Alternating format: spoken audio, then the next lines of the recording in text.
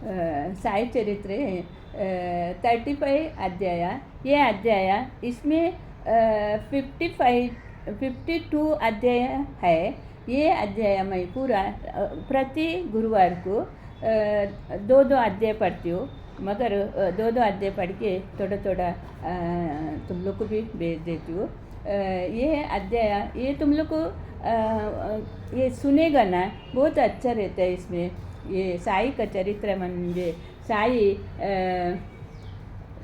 बाबा सबका मनोकामना पूर्ण करते और शिरडी में जाने के लिए बहुत लाइन रहते हैं। उधर का आशीर्वाद आप लोग ये सुनेगा तो तुम लोग को मिलेगा।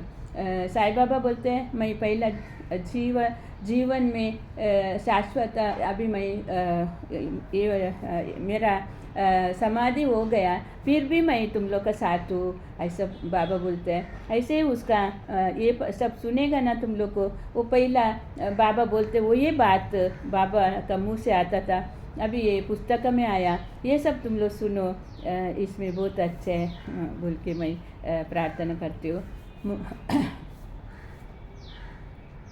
वक्रतुंड महाकाय सूर्यकोटि समप्रभ निर्विघ्नं कुरु मे देव ಸರ್ವಕಾರ್ಯೇಷು ಸರ್ವದಾ. ಸಾಯಿ ಚರಿತ್ರ 35ನೇ ಅಧ್ಯಾಯ. ಬಾಬಾ ಅವರ ಪರೀಕ್ಷೆ, ಪಾಕ ಮಹಾಜನಿಯ ಮಿತ್ರ, ಅನಿದ್ರಾತೆ, ಬಾಲ, ಪಾಟೀಲ, ನೇವಸ್ಕರ. ಈ ಅಧ್ಯಾಯದಲ್ಲಿ ಊದಿಯ ಮಹತ್ವವನ್ನು ಚರ್ಚಿಸಲಾಗಿದೆ.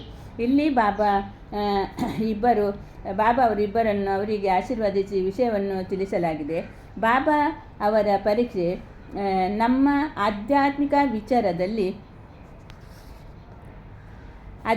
ವಿಚಾರದಲ್ಲಿ ಪ್ರಗತಿ ಹೊಂದಲು ಮತಭೇದಗಳು ಅಡ್ಡಿಯಾಗಿರುತ್ತದೆ. ಪರಮಾತ್ಮನು ಆಕಾರವುಳ್ಳವನು ಎಂದು ಹೇಳುವುದು ಭ್ರಮೆ. ಸಂತರು ಸಾಮಾನ್ಯ ಮನುಷ್ಯರಂತೆ ದೇವರ ನಿರಾಕಾರನೆಂದು ಕೆಲವರು ಹೇಳಿರುವುದನ್ನು ಕೇಳಿದ್ದೇವೆ.